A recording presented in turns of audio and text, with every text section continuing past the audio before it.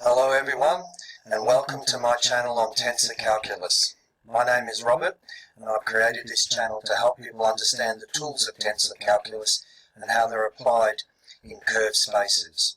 This has particular application to general relativity and quite a few concepts that you'll find in general relativity textbooks and in other textbooks on other subjects such as differential geometry will be covered in this channel.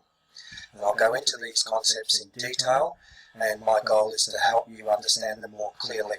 Often with textbooks there's not enough time, not enough in the way of visual resources to explain concepts. And I intend to use this channel to overcome that problem.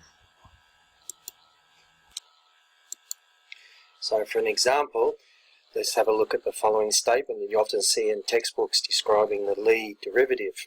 Well, here you go, you have v and v dash, and that's just a statement there.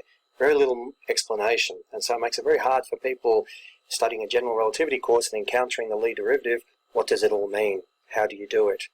So for instance, in this channel, just very briefly, I'll give you a quick look at one of my videos, and here we look at the coordinate lines.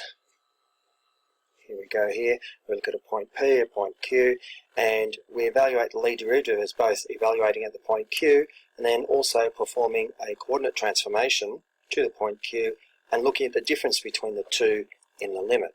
So the value of the vector v at Q could be written this way, and very briefly just passing through this, and there's a lot more to this video than I'm showing now, but this is just a brief intro very briefly. As a coordinate change we can produce this result, and then to evaluate the Lie derivative we can come up with this, the original statement here, but what does it mean? Here it is laid out here. Now there's an entire video covering all of this and in a lot more detail than I'm showing here, and I'll go through carefully each of the steps to show you how I arrive at this final result here.